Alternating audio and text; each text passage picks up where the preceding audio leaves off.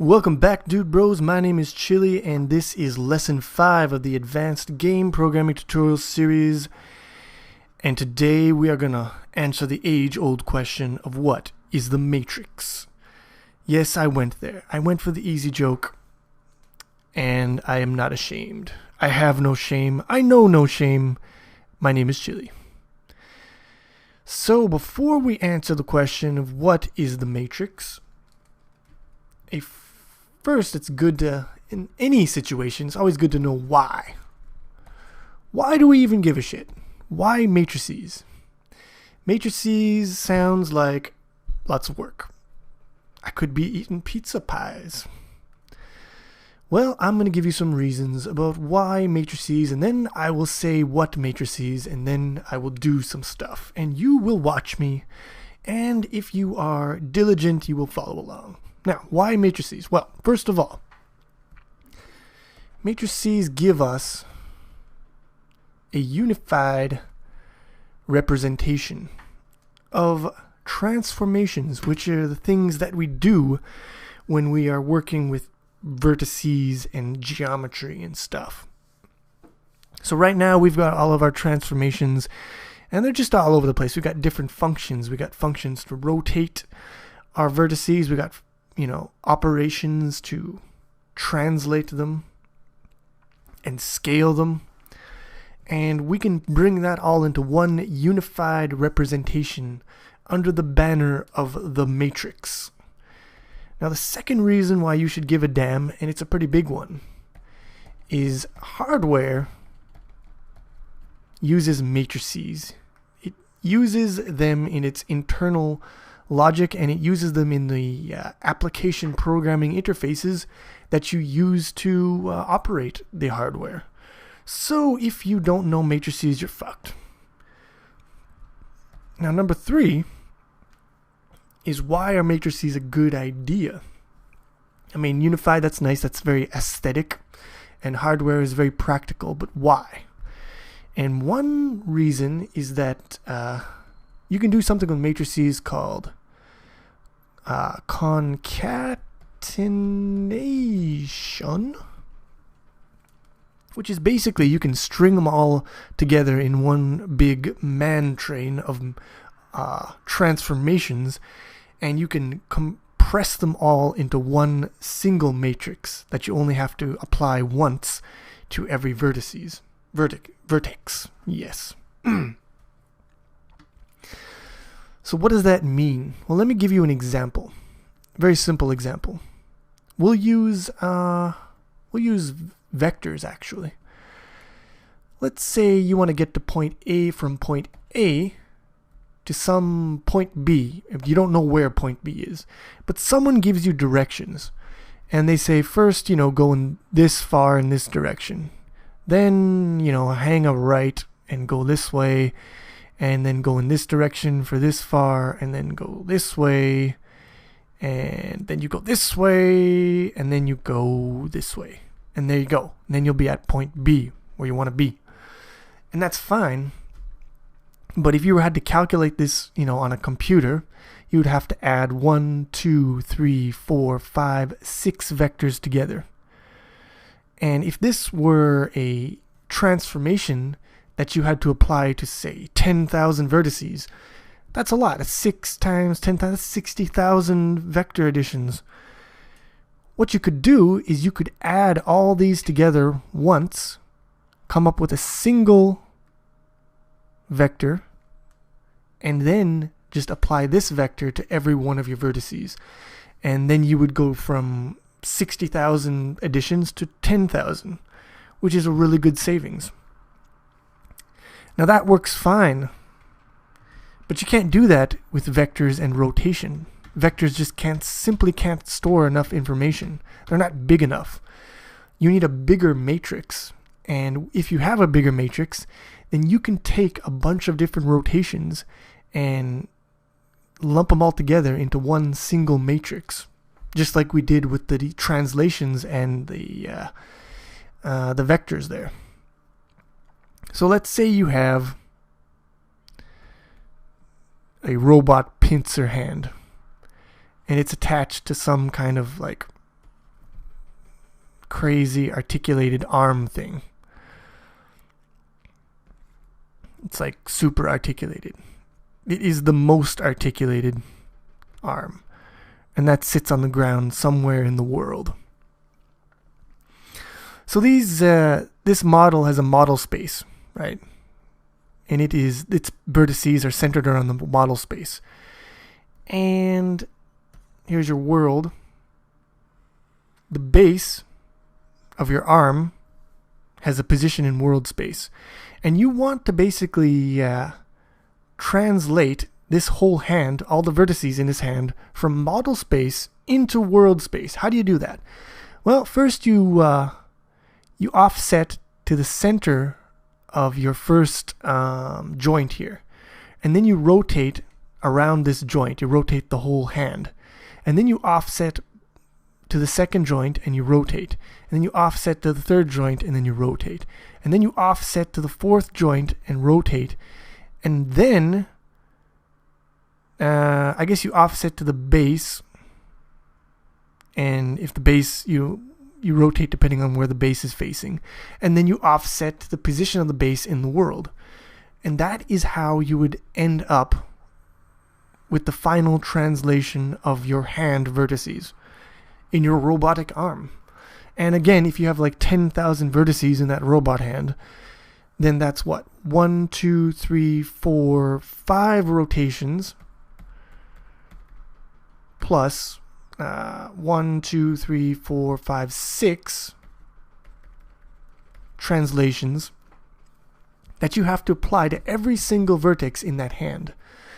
But what if I could tell you that you could just cram all of these operations into a single matrix and then apply that matrix to the vertices in the hand and save yourself a whole shit ton of repeated operations and rotations and stuff, because that is exactly what you can do, and it is pretty good.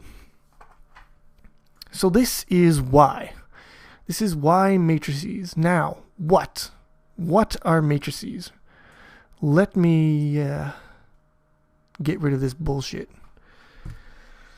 So you've already seen a matrix. You've seen several. I don't want this. I want a new layer. There we go. Let me refresh your memory. Here is a matrix.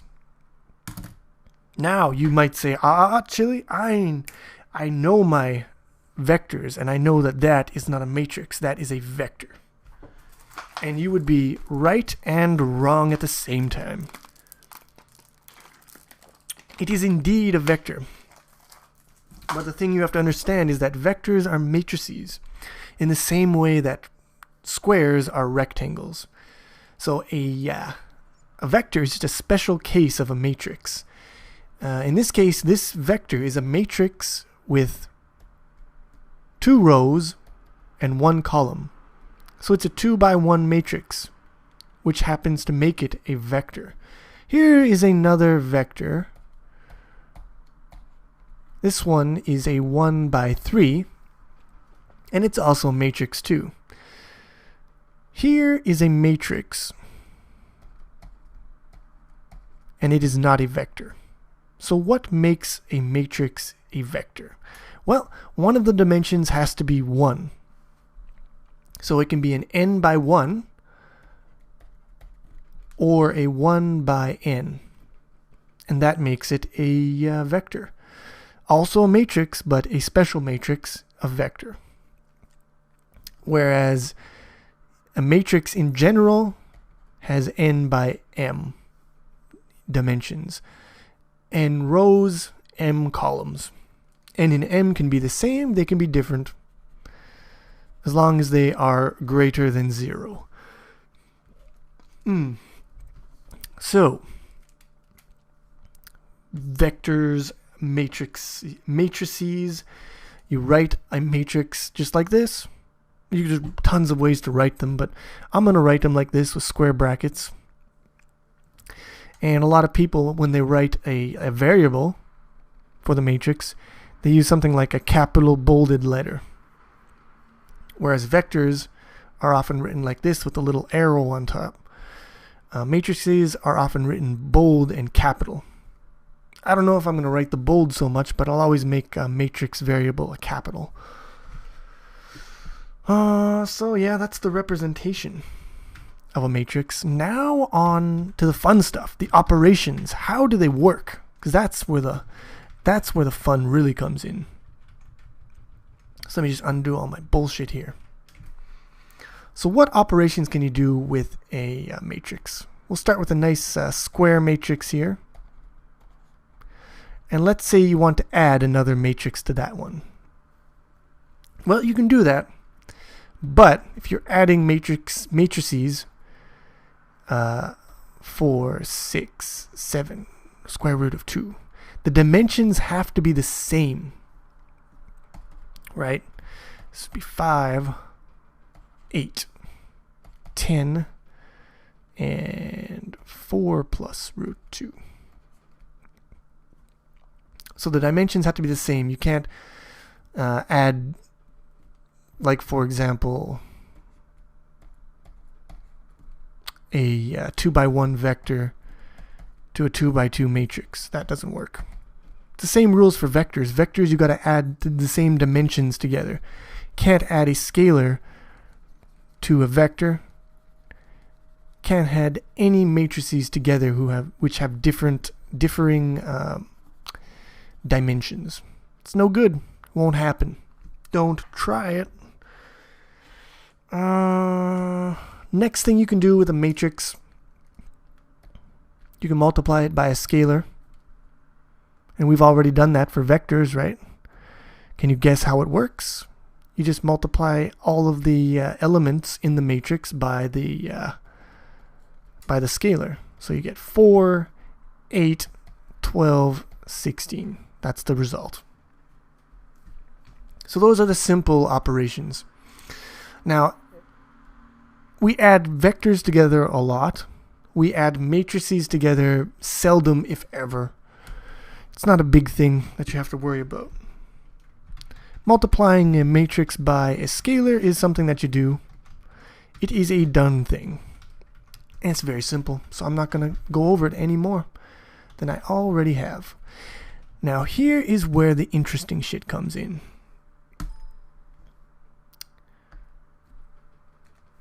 We can multiply matrices by each other. So we can take a matrix 2, 3, 4 and another matrix 5, 6, 7, 8 and multiply them together, and that will give us a result matrix. Now how is this going to work? How do you think this is going to work, dudes? Well, you might think that's easy, Chili. I got this one covered. You multiply 1 by 5, you put it in here. You multiply 2 by 6, you put it in here. And no. That is not how it works. Life is not that simple. And if that were the case, matrices would not be interesting. No. Matrix multiplication is far more subtle and intricate. So let's see how we do it. Well, we go by every element in the resultant. So let's start here. Element 1. Right here. How do we get this element? Well, the first matrix, we'll call this the row matrix, and the second one, we'll call this one the column matrix. And how we do it is, let me get my colors here. This is row 1, this is row 2. We'll get blue out here. This is column 1, this is column 2. So element 1 is row 1, column 1. So we take, let's get green. we take row 1 from the first matrix. We take column 1 from the second matrix, and we multiply them together and add. So how do we do that? How do we multiply these rows and columns together and add them? Well, we multiply the first element in the row with the first element in the column. 1 times 5 is 5. We multiply the second one by the second one. 2 times 7 is 14, and we add those together. We get 19. That's the answer for the first one here. Next,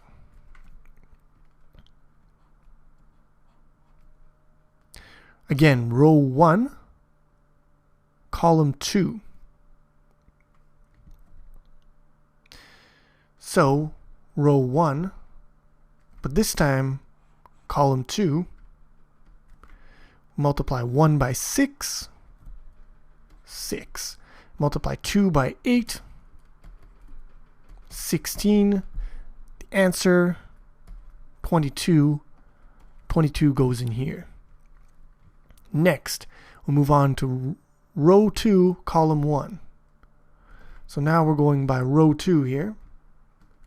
2 by 1. So here's column 1, row 2. 3 times 5, 15. 4 times 7, 28. That's 43. And the very last element is going to be 3 times 6, 18 plus, give you this one here, 4 times 8, 4 times 8, 32. Almost messed it up there. Answer is going to be 50. 5, wait, that was 15. 50, 50. So that is how you do matrix multiplication. Let's, well, you take the rows in the first one, columns in the second one, and you use the row column from the destination to find which row and which column you're going to multiply and add together, and then you do it. And you keep doing it for all the spaces in the destination until you've got a full matrix. Now, I've got some stuff here. I've got some tech. So check this out. Here is a little demo that you can check out if you look on the web page here. And it shows you with this row and column, you can choose the destination position. And then it's going to get you your source, your left hand and your right hand matrices. Let's make them the same size. Oh, that was wrong. B's column 3. There we go. Good. So now it's a 3 by 3. And so you can adjust and see how if you're going for this element in the destination, then you're going to get this row from A and this column from B. You're going to multiply them together, add them up, and get your result. And that just happens for every one of the elements in the destination matrix, the result. So you can check this out if you want to fool around with matrix multiplications. And what else? And there's also this one here. You can multiply one matrix, or wait, multiply two matrices. So let's pick, let's go for a 2 by 2. Okay, second matrix. And you're stepping through it, you're multiplying 0 by 3. Then you're multiplying this one by this one, you get 4. You keep going along here, you step through it. Shows you how it works. Just a couple little interactive demonstrations of matrix multiplication for you. Now, you can't multiply just any two old matrices together. Let me see here. Gotta get rid of this one. There are rules to follow. Like imagine trying to multiply together 1, 2, 3. These two matrices, which are actually vectors. 2, 4, 6. I mean, how's that going to work? Because you got to go down. Scratch that. You've got to go across this one and down here. So you can go down by 3. But I mean, let's say you go for your in your matrix, you go for your first element here. It's 1, 1. So you go in the first row, down the first column. You go, well, 1 times 2 plus, and your next one you're going to go, what? Something times 4. But you can't go across to the next column in here because there's nothing here. You can go down, but you can't go across. The dimensions don't match up. So how do we match up dimensions? Well, let me tell you something. You know already we can multiply two matrices together if they're square and they have the same dimensions, because we just did it. Like 2, 3, 4, 5, 6, 7, 8, 9 times 0, 0, 1, 1, 0, 0, 0, 1, 0. I don't know. This you could do fine. That's no problem. But what you don't know is the dimensions don't have to be the same. That's no problem. For example, I'm going to give you a two-dimensional matrix here. I'll give you 1, 2, 3, 4 times 5, 6. This works fine. And the result is going to be the same kind of vector as this one. It's going to be a 2 by 1 vector. And it works because, I mean, look at this one. You go first element, first row, first column, second element, second row, first column. They all match up. 1 times 5 plus 2 times 6 is 11. And 3 times 5 plus 4 times 6 is 15 plus 24, which is 39, I'm going to say. Yeah. So that works fine. And interestingly enough, you get the same thing in as you get out. You multiply square matrix by a vector, and you get the same kind of vector out again. So the rules are very simple. This matrix is 2 by 2. This vector is 2 by 1, and the result is 2 by 1. Here's the rule, guys. It's very simple. To be able to multiply two matrices together, these inner dimensions have to match.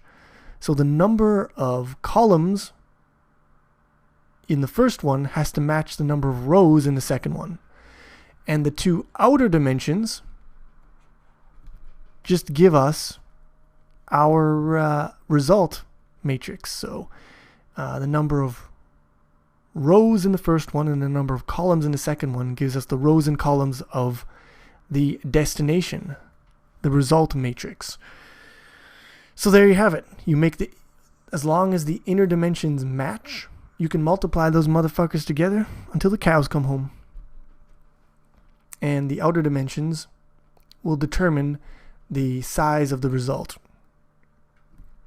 So for example, let me just get rid of that.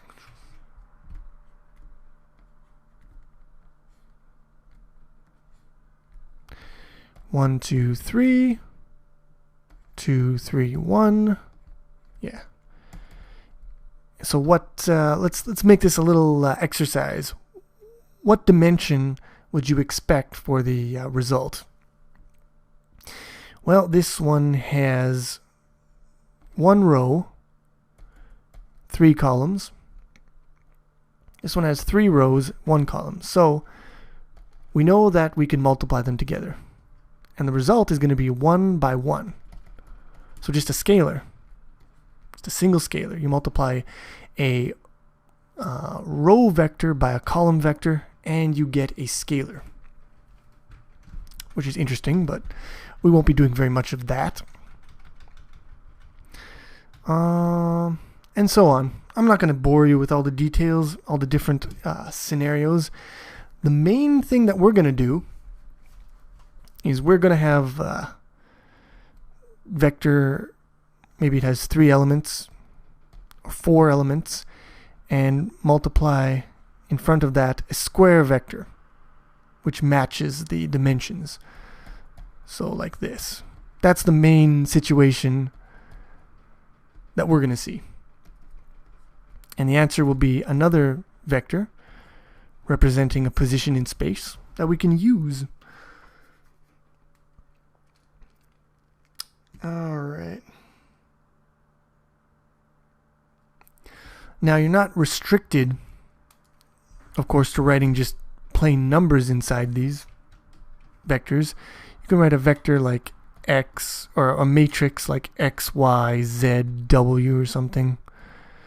And a vector like sine theta, cos theta, or whatever is equal to something. I don't know. That's all perfectly fine. And so let's do that and demonstrate something very useful.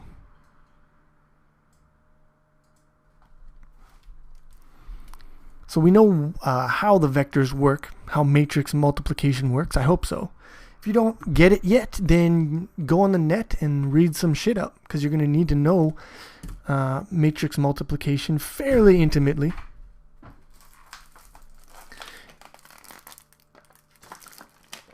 So we know we can multiply matrices together by some combination of adding and multiplying their respective elements. But why? Why is this operation useful to us? Well, let's take a look here. Let's take a little look-see. I'm going to make a little matrix for you. And the elements are going to be cos theta, negative sine theta, sine theta, and cos theta. And this one is going to be x and y.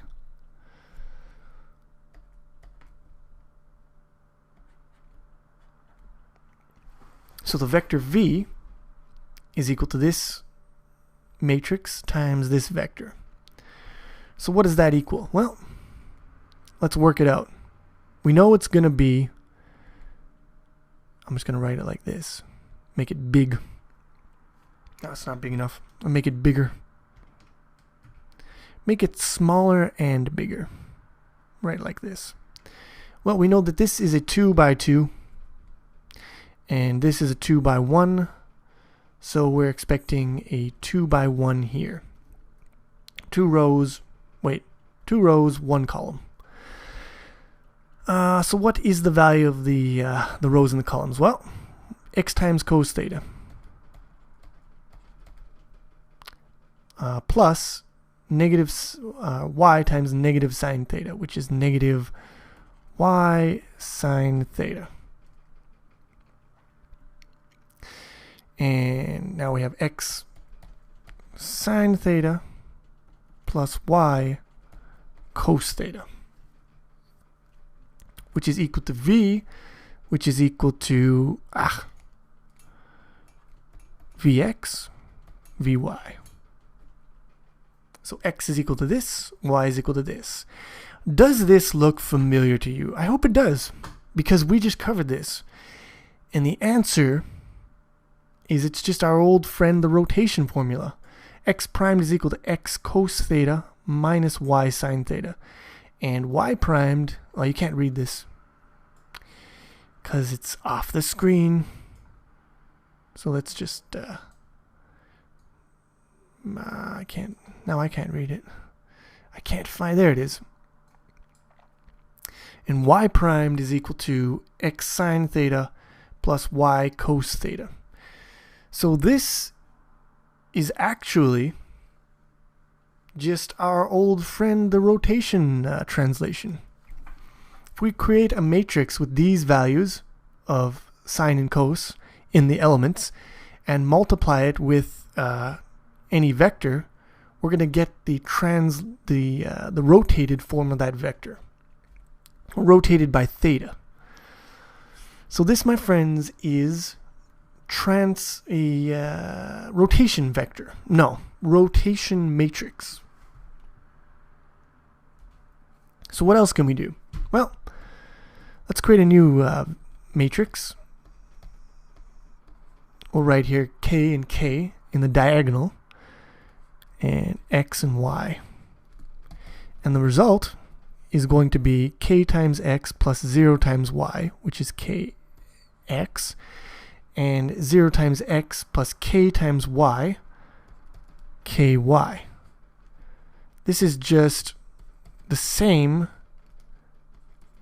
as scaling x and y by k.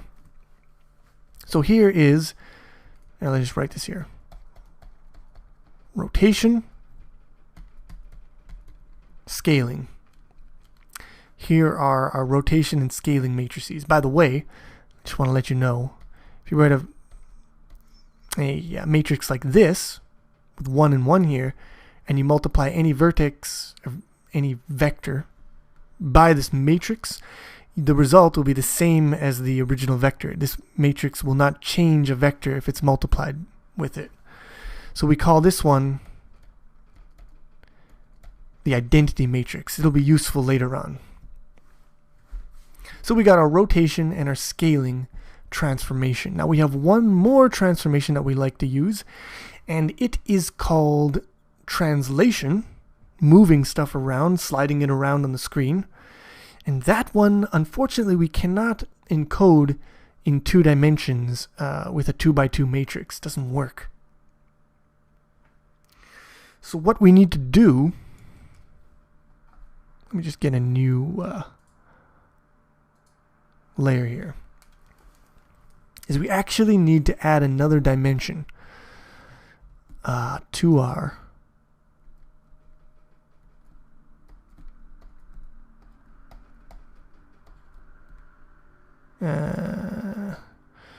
what should I call it?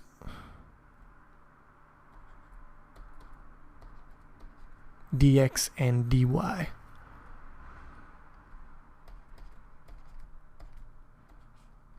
So what we do is we extend our transformation matrix an extra dimension. So now it's now 3 by 3. Now in order for it to be able to multiply with our vector, we can't multiply it with a 2 by 1 because the inner dimensions wouldn't match. So we have to extend it to 3 by 1. And we just put a 1 in here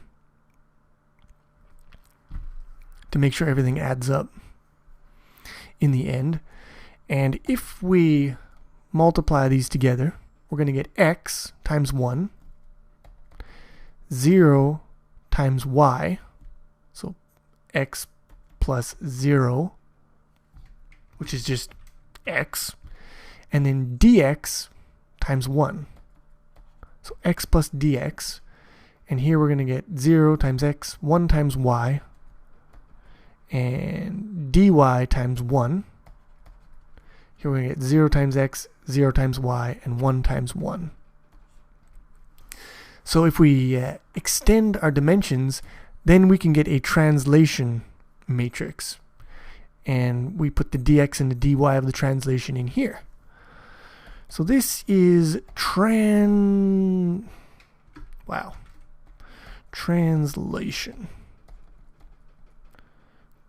My dyslexia is acting up. I'm just joking, I don't have dyslexia. That is a insensitive joke for the people who actually do have it.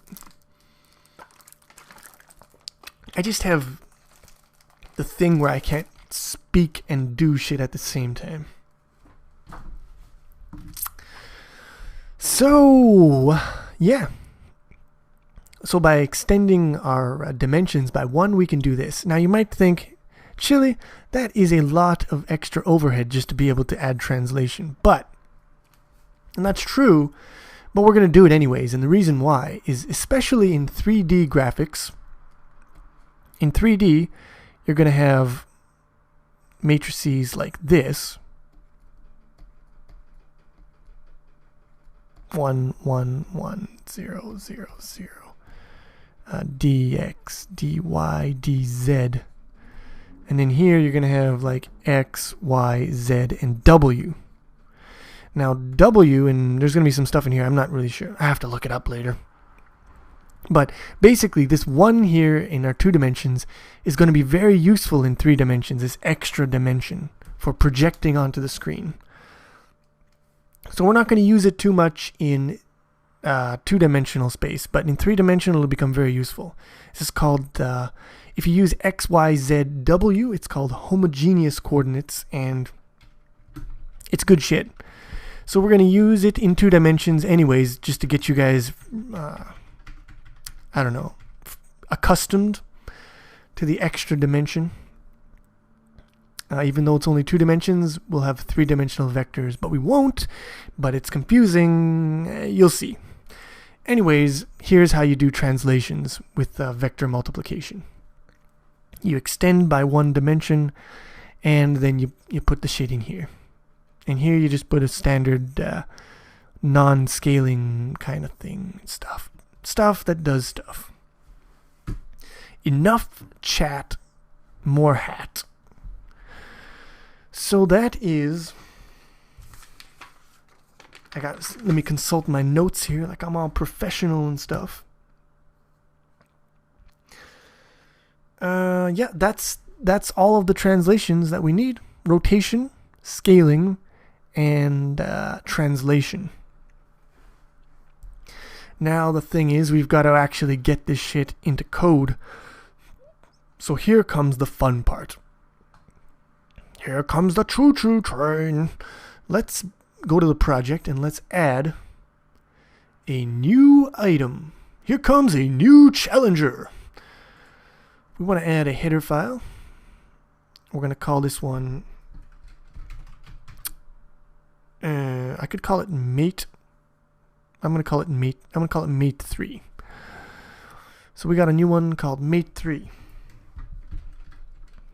We're going to # include. What do we want to put in here? We're going to include vec2. And we're going to include nothing else. Just vec2 for now. So I'm going to make this thing, I'm going to make it a template, just like we did before. So let me just make sure I know how to do this. I'm just going to copy this here. Go back, paste that there. We'll say that this one is underscore mate 3. It's got a type name on it and everything. So this will let us have matrices of floats or doubles or ints if we wanted.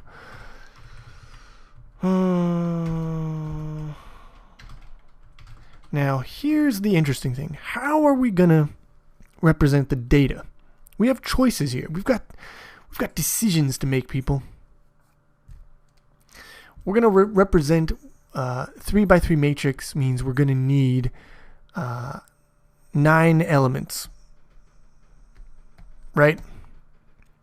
Now here's the deal.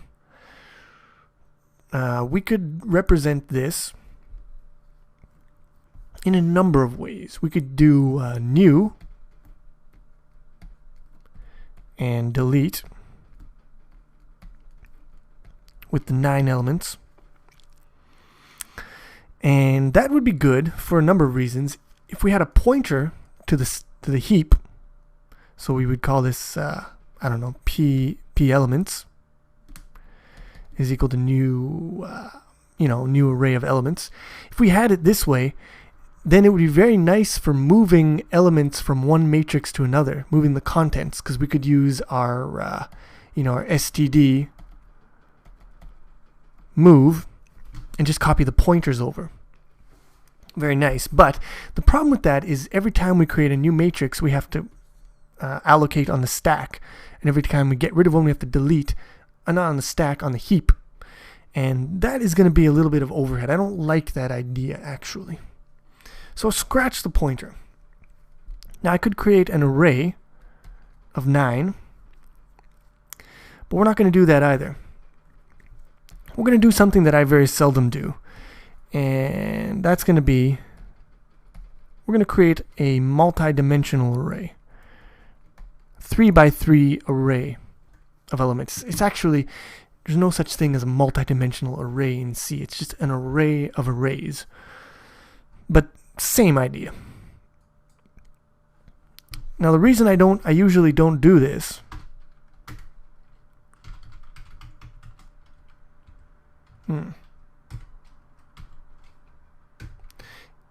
is that when you're making multi-dimensional arrays, you basically need to know the dimensions at the compile time. I mean, you can fudge one of the dimensions, but you have to know at least one, and I don't like that. I like keeping it dynamic. So I usually just allocate,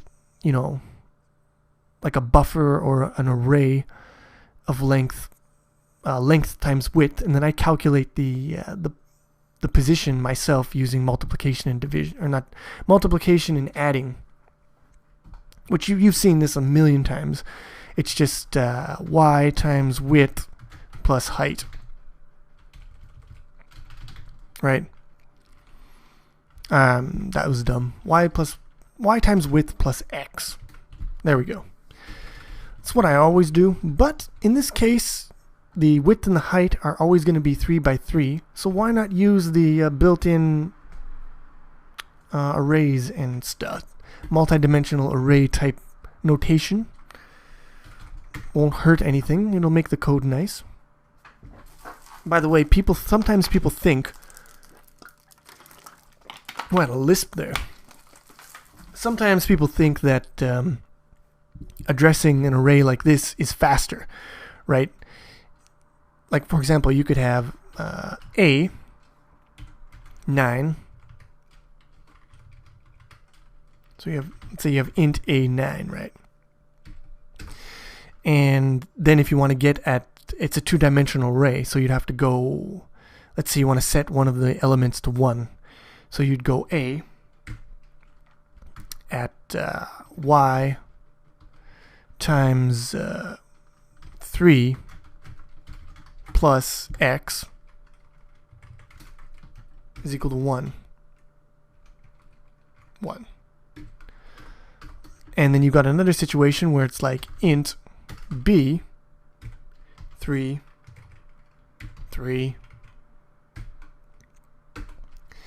b at y x equal to 1. So people look at this and say, well, here you've got to multiply and add, whereas here you don't have to. So this one's probably going to be faster. And that is not the case. Because what happens is the compiler just takes this and turns it into this. So it's all the same thing. And in memory, this is exactly the same as this. So there's really no difference between these two here. It's just a difference in syntax. That being said, I like this syntax when I can get it and I don't have to sacrifice anything for it. So I'm going to use it. Now, the question is, how is this, which one of these is the row, which one is the column, and how is it laid out in memory? And I often get confused in that situation because I don't use them that often. So I refer to something. I usually just go do a Google image search and just look for an image that shows me how it works in memory. Now this is telling us that in memory it's going to go in this order: 1, 2, or 0, 1, 2, 3, 4, 5, 6, 7, 8, 9, 10, 11. And in terms of what do we call those things? Subscripts. indexes into the array. They increment by row column. So you go 0, 1, 0, 0, 0, 1, 0, 2, 0, 3. So it's nice just to give myself a little reminder here when I'm writing algorithms. Row column. And it's column row major, I think is the name of it. Column, it goes column first, then row. So first column, second column, third column in memory. No, first row, second row, third row. Yeah. Man, rows and columns mess me up. Anyways, so that is how we're going to store our data. Now we need operations.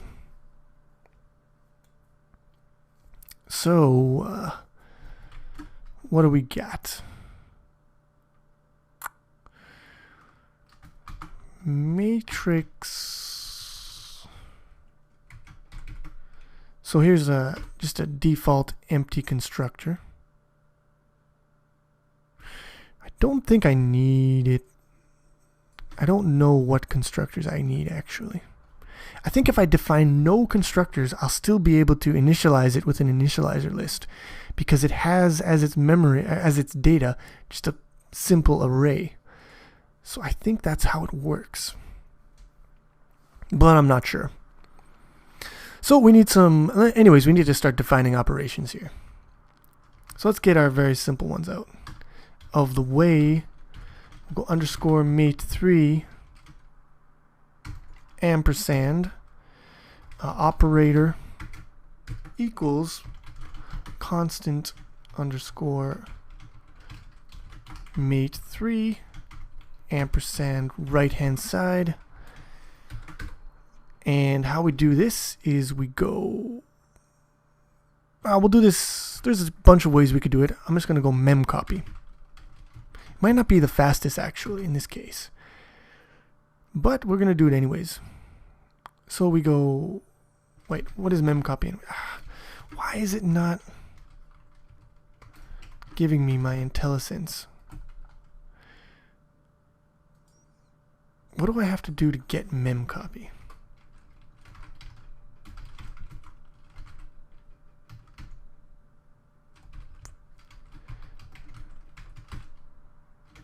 Yeah? How's that? Still can't do it. Now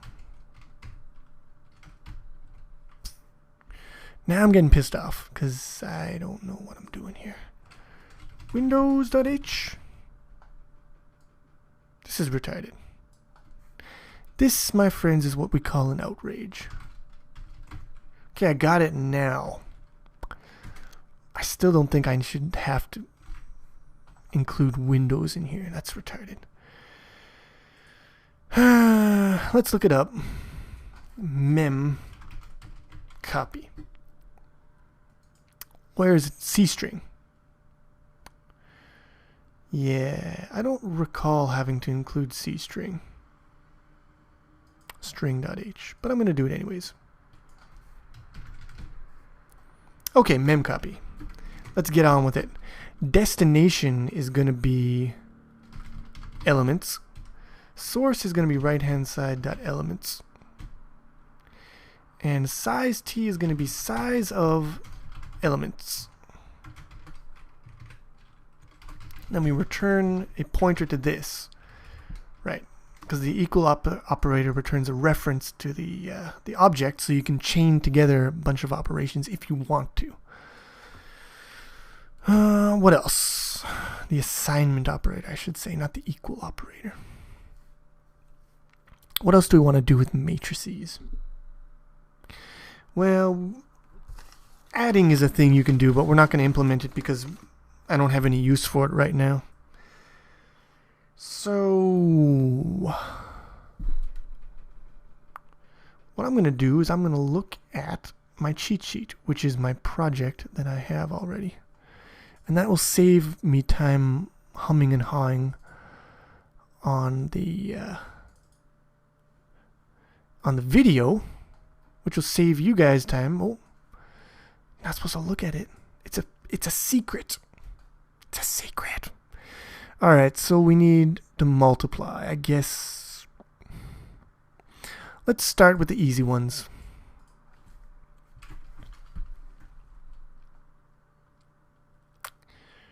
We're gonna do underscore matrix mate3.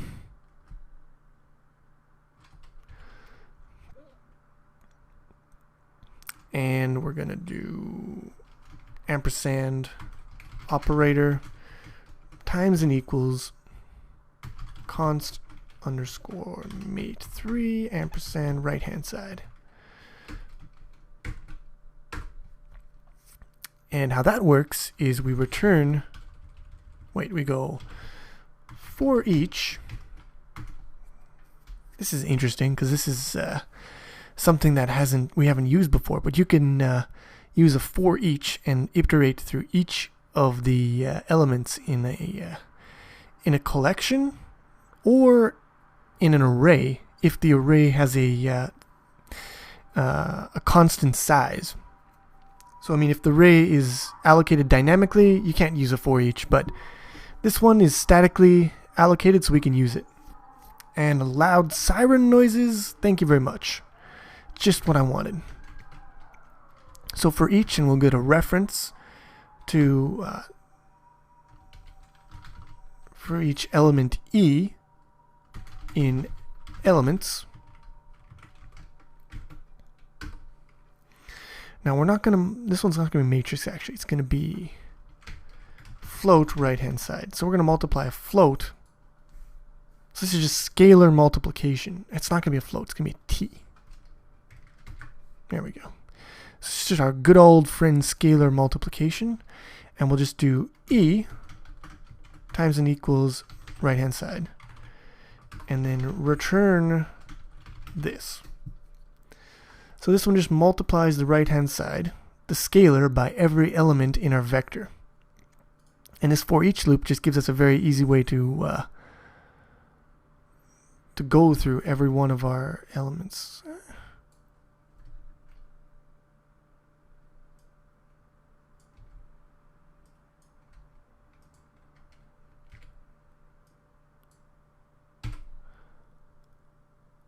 Yeah, I don't know which one is better now.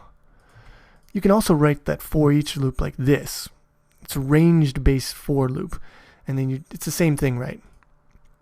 It's just give us a reference to every T in elements. And for every one of those, we do this. So yeah, I want to write it this way. It's faster.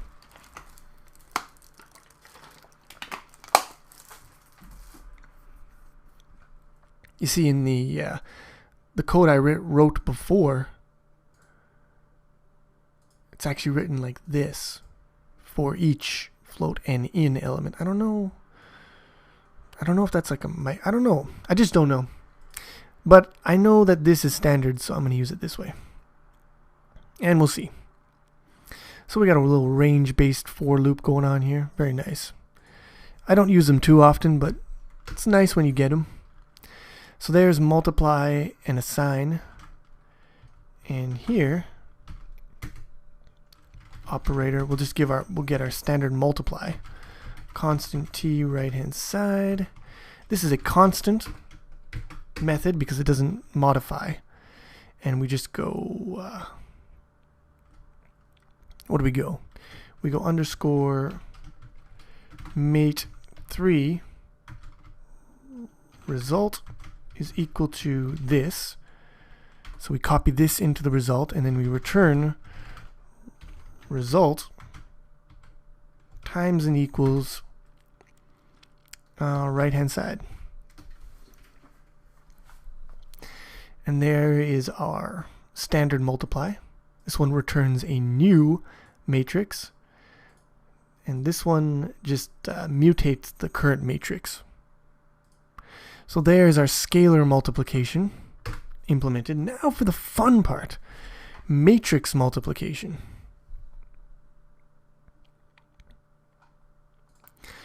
So let's just get on with it.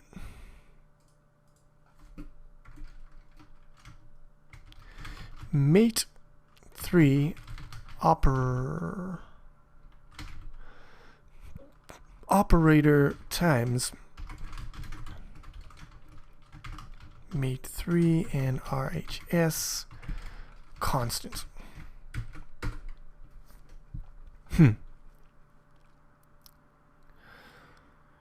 Okay, so we got to get the result first of all. Underscore mate 3 result. Now for int j is equal to 0 as long as j is less than 3, j plus plus. For int k is equal to 0 as long as k is less than 3, k plus plus. So what we're going to do, let me get my Photoshop up.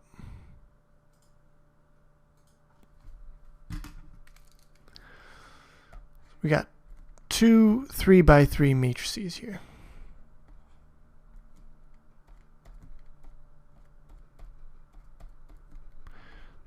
One, two, three, 1, 2, 3. And multiply them together, and that will give us another 3x3 matrix. So here is the J's. Here are the K's. J represents rows, K is columns. That's easy to remember, right? K for column. That's how you spell it, right? So we loop through all of the rows and columns in the result. And for every one of those row-column pairs, we have to do another loop. Because, for example, in this row-column pair of J0, K0, we've got to multiply this row by this column. So 1, 2, 3, 1, 2, 3 multiplications. So how we do that is, first we get a t sum that will hold our running total, and 0.0. And then we go for int I is equal to 0 as long as I is less than 3, I plus plus. And then we sum element I k times right hand side dot elements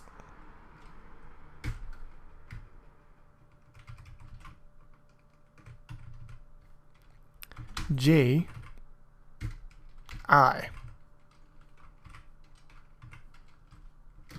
Now this is the tricky part, right? Now we know that when we're doing the multiplication and adding of a particular row, we're going to loop through the columns in the first one, the rows in the second one. Ah, right. I did things backwards in my original. Okay. This is going to be, this is not going to be good.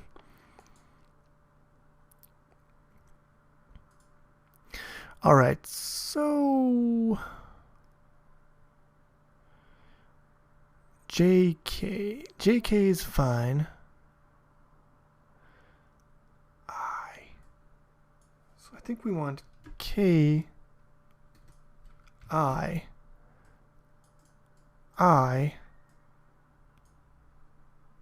J maybe.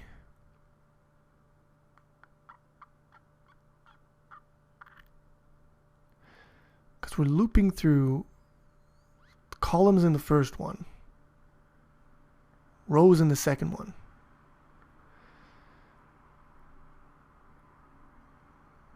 I think maybe these two have to be,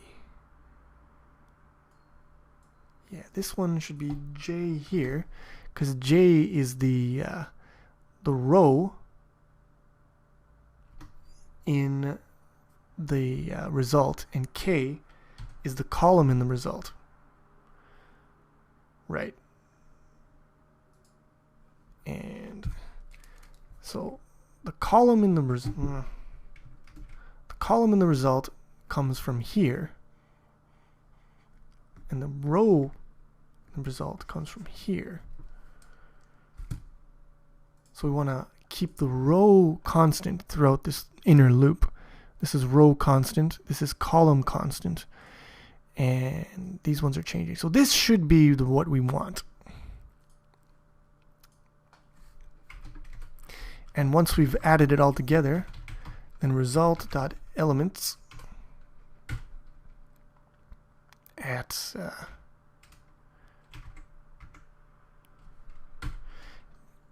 JK is equal to sum. And at the end of this, we return our result. And yeah, that's it. Now we need one underscore mate3 operator times and equals const mate3 right hand side. So now we need the mutator, which is just going to be return this equal to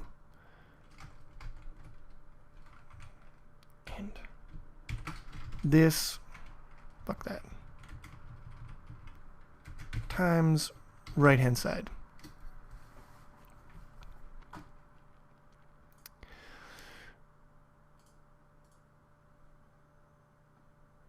Now one thing you might pick up on if you're really sharp is in this one we put the meat of the multiplication in the assignment operator, the mutator, and then in the non-mutator we just call the mutator.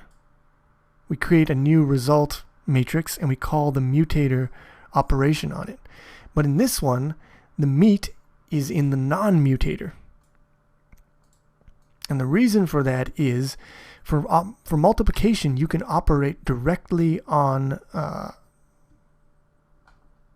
this, right? You can operate on this is hard to explain, on the this. You can operate on this object. But with multiplication you can't operate on this object because you can't be changing shit while you're still doing the matrix multiplication, or you'll alter the results. Like if I do this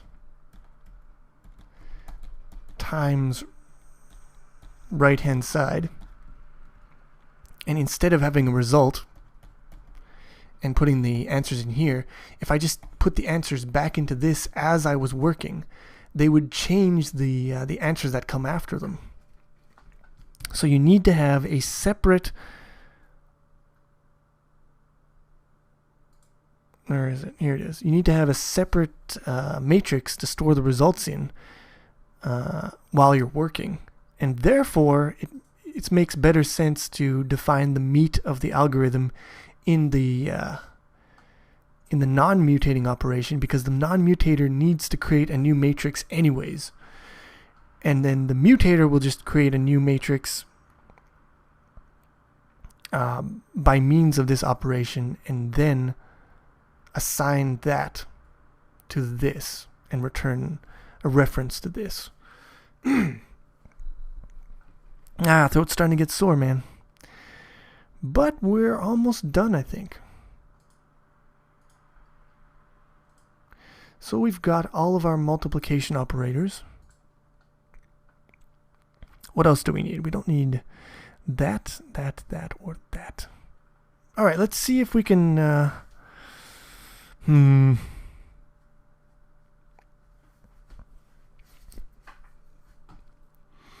trying to think of a good way of testing out this bull crap. I guess I could just go into game. We'll go, where's game? There's game.cpp. Yeah, get rid of the framework. And we'll include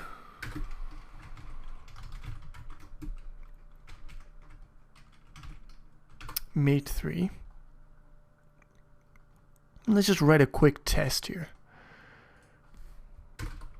So we'll go mate, wait. We'll go back to mate 3 here. Type define, I always get these mixed up. Where's the framework? Vec2. Alright, it's like this.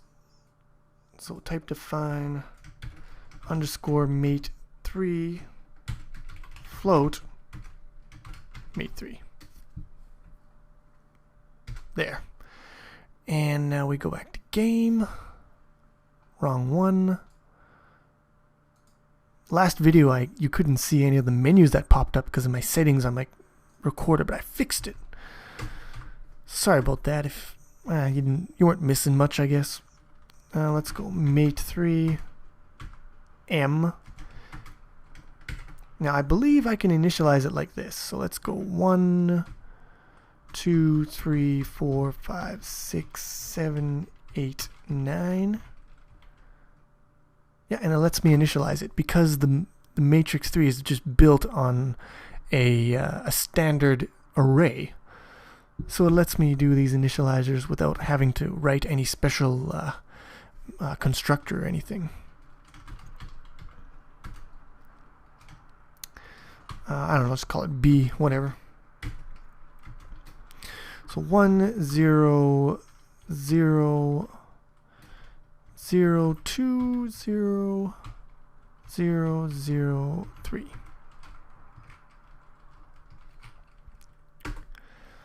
And mate 3 C is equal to M times B.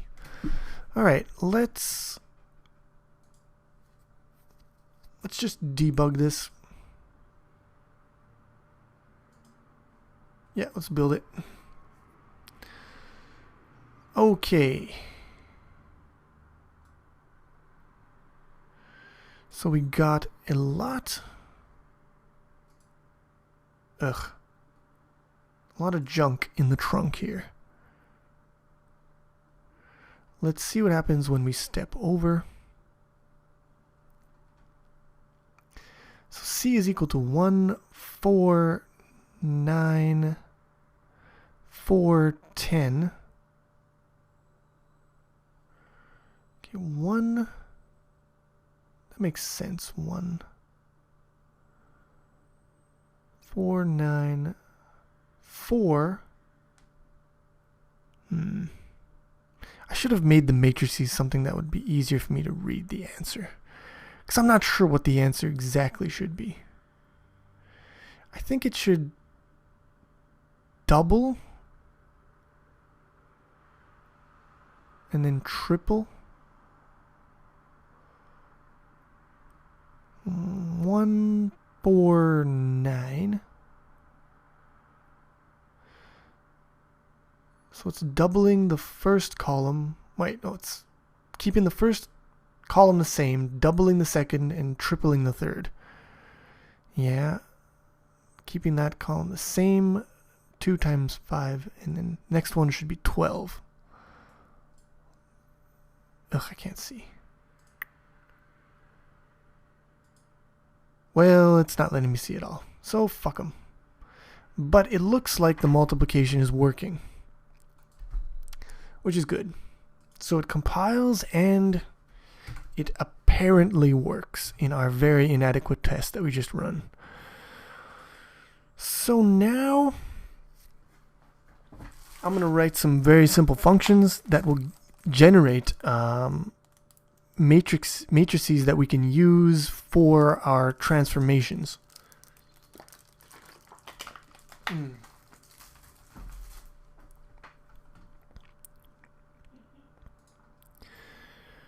So how should we do this? We'll make static functions. So we'll do static underscore mate3. And first thing we'll do is a rotation matrix. And t theta. So this static function will return a rotation matrix based on the theta that we pass to it. So we'll go constant t cos theta. We'll pre-calculate cos is equal to cos theta, and constant t sine theta is equal to sine theta, and matrix 3 r for rotation is equal to, now here's our matrix that I showed you before, and it's cos theta negative sine theta t 0.0, and then the second row is sine theta cos theta, and again t 0.0, and the third row is just going to be zeros. So no, stop that. 0, 0, 0. No, I think the last one has to be a 1.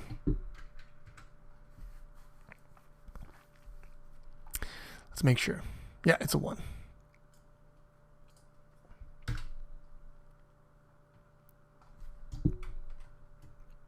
So there is our rotation matrix, and return R.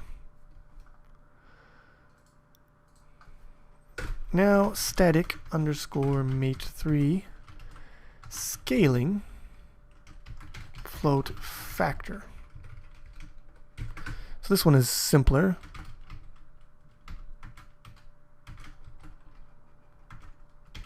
Factor, wait. Factor, and then we got again t 0.0.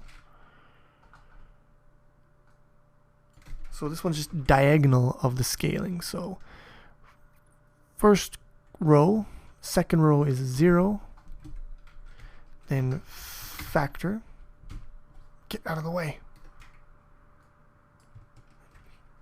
and then 0, and then the last row is 0, 0, and then factor. Or maybe it's 0, 0, and just 1. Yeah, it's just 1. Because the last row is not, it's not a thing.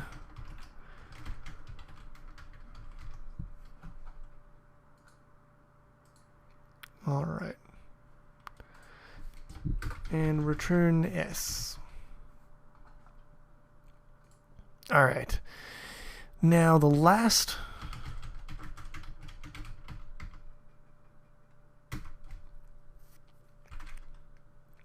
matrix that we got here is going to be translation. Float. No, wait, we don't want float. Fuck float. T. Give me T. X, well, dx, and T dy. And mate3. Did I do it here too? I did it here too. Gotta remember to keep my templates and my type defs separate. T for translation is equal to, and again, T. So we want 1 for the first one because we don't want to scale or anything. And then we want t 0.0 and then dx, that's first row, and then we want 0 and then we want 1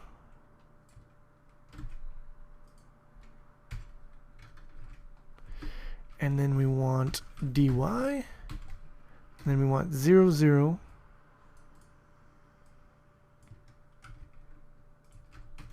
and then last one is a 1.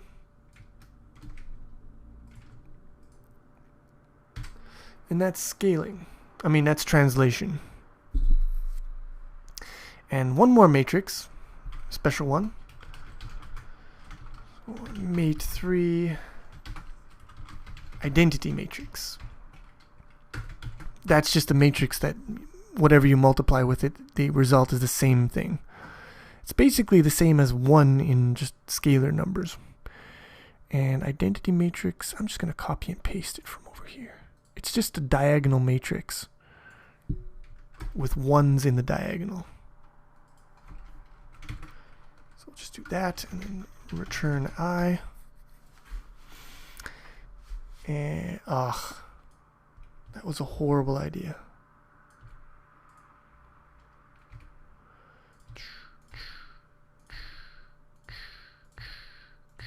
I regret everything. Where's my T's? Here they are. Alright, time to get my T on. If I don't put these things in here, then you'll get a bunch of warnings about converting types and bullshit like that. I don't like it. Alright, so now we have nice little functions to create special matrices that we'll need. And we've got our assignment operators, our multiplying operators. There's some other operators we could use, but that's it for now. Now we need one more operator. This is the one, this is probably the most important one. And that operator is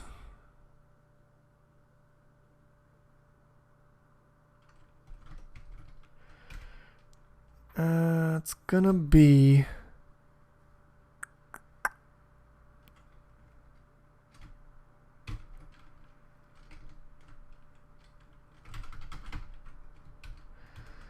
a vec2 type T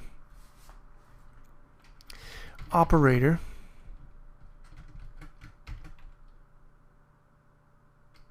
multiply constant vec2 T right hand side constant. So there's our vector multiplication here. Multiplying vector by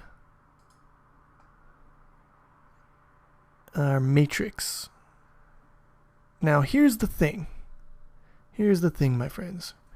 Remember when I said if we got a 3 by 3, we can't have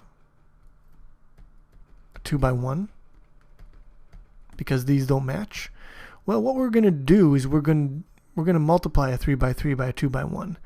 And we're just going to pretend that there is a 1 in here. Because there's only 2 results in here. So we're just going to fudge the answers so that we're going to do the multiplication as if there were a 1 in this third position. But there's not actually going to be one. So we're not going to do a loop and do proper matrix multiplication. We're going to fudge the answer. So the answer is, of course, now let's just see here. Let's see, I've got A, B, C, D, E, F, G, H, I times X, Y.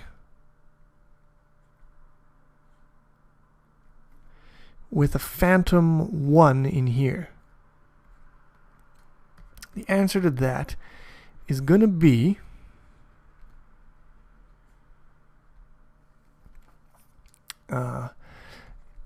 ax plus by plus c times 1, and dx plus ey plus f, and in the phantom answer it's going to be gx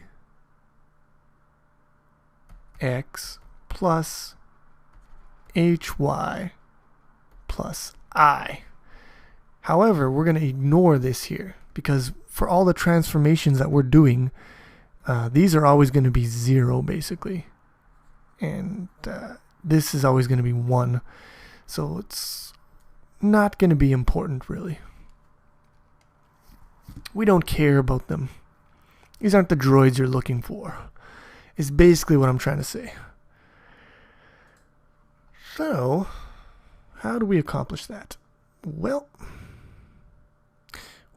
sir,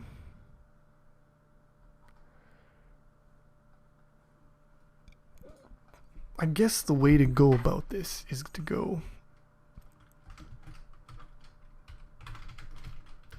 underscore vec2 of type t results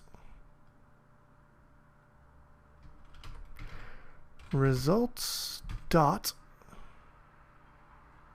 x is equal to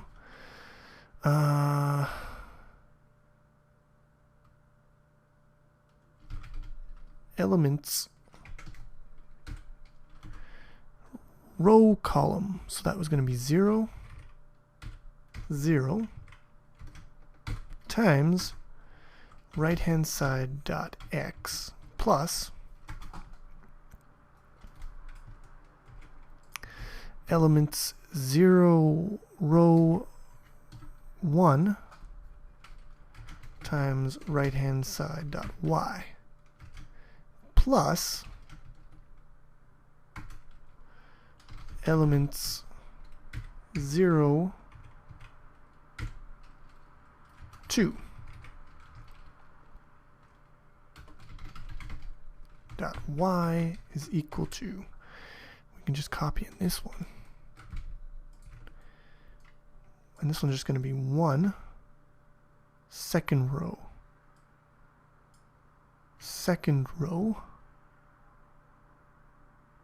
and second row, and that's all we're really interested in here. And then return result. So there you have it, my friends.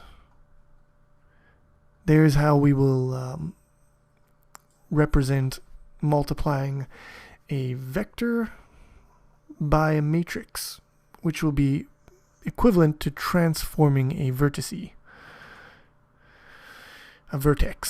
I should say. Now it's time to put them to the test. First we're going to build it, make sure this doesn't puke on us, and it did not. So let's just try a quick little test here. We'll take it for a little test spin. We need to go, I guess, poly closed. So we have vector, position, angle, scale. And what we're going to do is we're going to go mate 3 transformation is equal to mate 3 so we want to rotate, scale, and then translate. Doesn't matter what order we rotate and scale in, but translation will affect rotation and scale, so we want to translate last. So we want to rotate by theta, well, that's angle, and we multiply mate 3 scaling by scale, and we'll multiply that with mate 3 translation, and translation takes a dx and a dy. Actually, we're going to change that. We'll go to mate 3 here.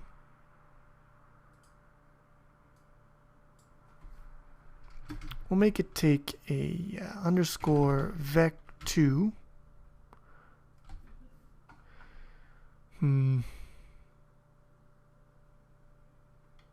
Yeah, sure. Constant underscore vec2 t.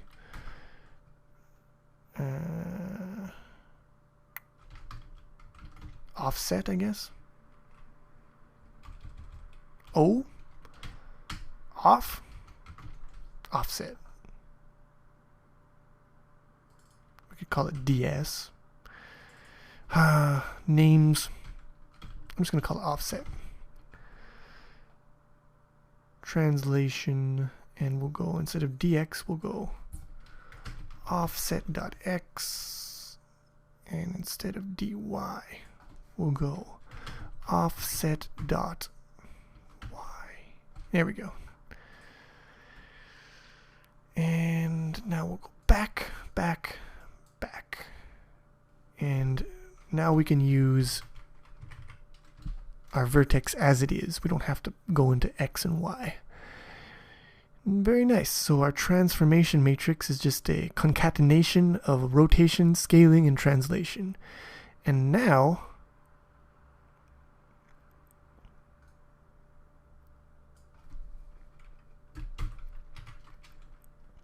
we just do draw line clip trans times I. I plus 1.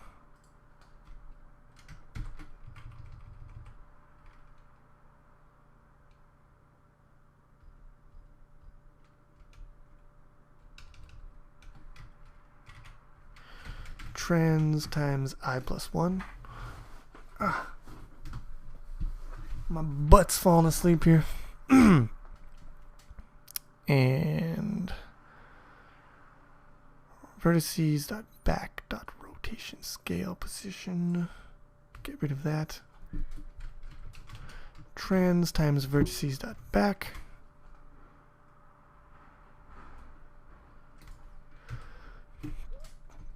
Trans times vertices dot front.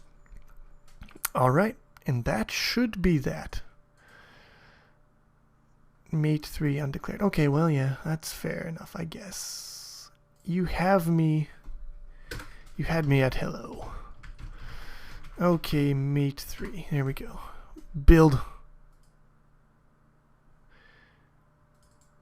Class template has already been defined. Well, I guess I should probably put my pragma once in here to prevent that kind of error. Translation must return a value. That makes sense. Let's do that. You have a point, Mr. Compiler. I find your opinions intriguing and wish to subscribe to your newsletter.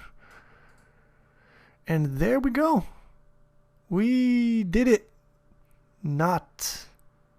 We did not it. I did not do it. It seems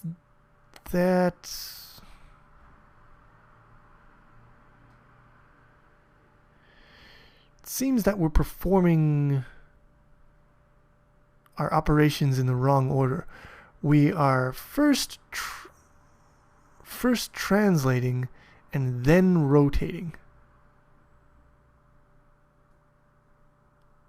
And I don't even want to think about scaling because I think it's going to make things bad.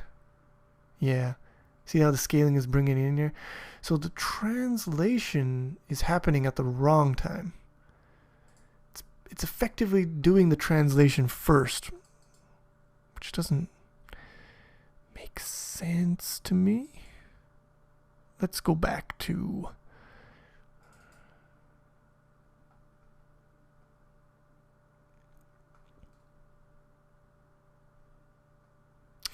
Let's go back to polyclosed here.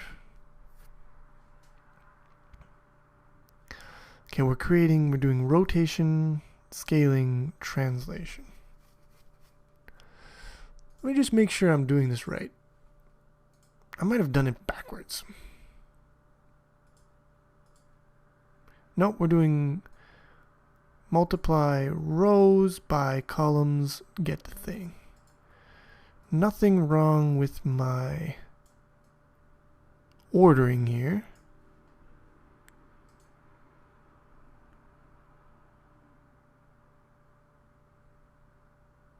So it should rotate. It should take this rotation matrix, scale it, then take the result of that, translate it. And that would be the transformation. But instead it's doing this one first. That won't happen. It almost seems that I have to put my matrices in reverse order. Yep. That's it. Yeah, your good old code 3. I gotcha.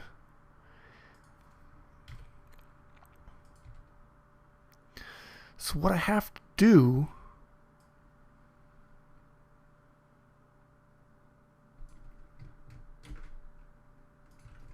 is I have to put my translation here,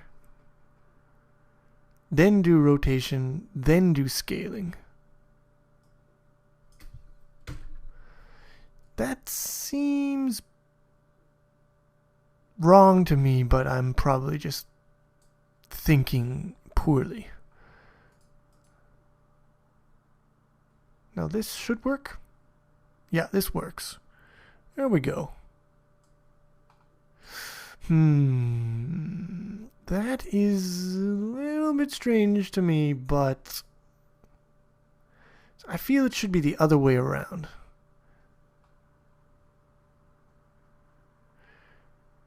I feel like you should apply the translation matrix last. And yet that is not the case. Do the translation first.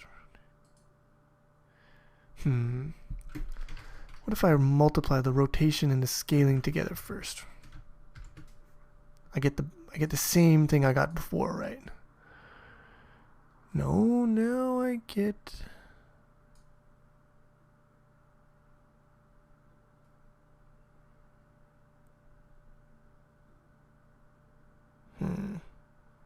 Oh, right. It depends on which one on the right hand. It's not the order. Maybe it is also the order, but it's also the positioning. Because you're applying the translation to it. Like with, okay, maybe I might have this in my head, but think about when you're doing you're multiplying, a 2x2 matrix to a 2x1 vector. You're applying the matrix to the vector. The applying thing, the thing you're applying is on the left side. The thing you're applying it to is on the right side. So it's the same when you're doing translation to some other transformation. You're applying the translation to it. So the translation has to be on the left-hand side.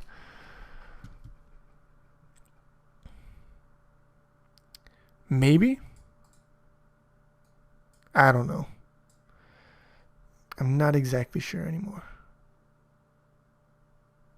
I'm not sure about anything. That works. And the scaling works too. What if I were to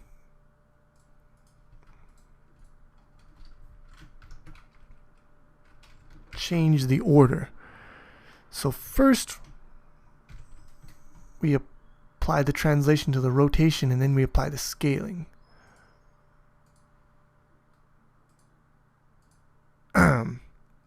Okay, so far so good. That's fine. So apparently it's not so much the order in which you do the operations as the, I mean, not so much the timing, which one goes first, as the positioning, the relative positioning, the left and right relationship of the different operations. Translation should be on the left-hand side. If it's on the right, you're going to have problems. Anyways, this was matrices in all their glorious glory. And I don't know what to say. I mean, you gotta know matrices if you're gonna do 3D graphics sooner or later. Especially if you want to work with the hardware directly. So it was necessary, and it's also really useful, and I think they're kind of cool. So we did it.